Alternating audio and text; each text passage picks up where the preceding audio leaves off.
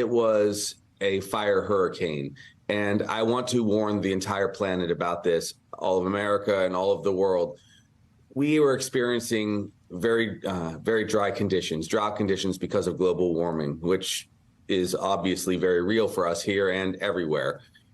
In addition to those drought conditions and difficulties with water management because there's just not enough water here in our islands, we then had the penumbra of a hurricane. Hurricane Dora had just passed south of us, leaving 60-mile-per-hour winds still with gusts up to 81 miles per hour. So what happened was when fire jumped from one spot to another, there were 3 or 4 fires going on at the same time.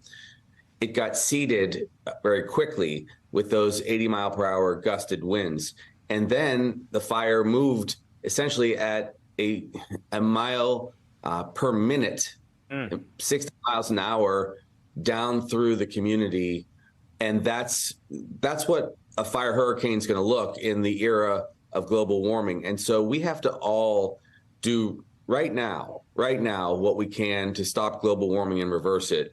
Now, as to the sirens, we'll know soon whether or not they did enough to get those sirens going. But there was massive destruction of telecommunications. Otherwise, we ourselves would have communicated with each other like we always do within seconds on our cell phones. And that's basically what happened. But we'll make sure we get to all the answers that people deserve. We start with a news clip of a meteorologist and his theory how the winds from Hurricane Dora never affected the island of Maui or Lahaina.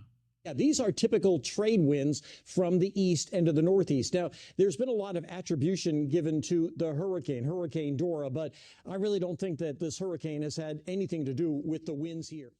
So this satellite imagery is from Zoom Earth, and it shows Dora passing underneath at 5 p.m. Hawaii time at 650 miles to the eye of the hurricane.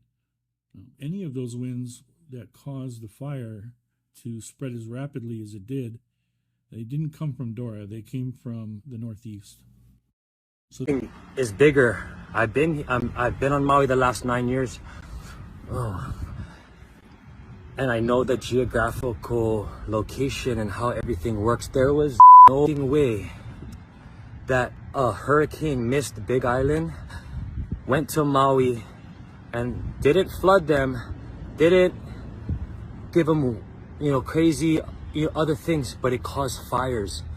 It caused fires in not only on Maui, but it caused fires in the most precious parts of real estate in Maui.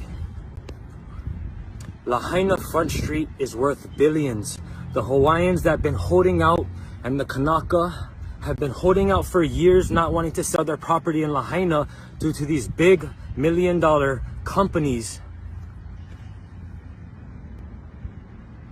I believe these fires were set on purpose. For whatever reason, it is not a coincidence.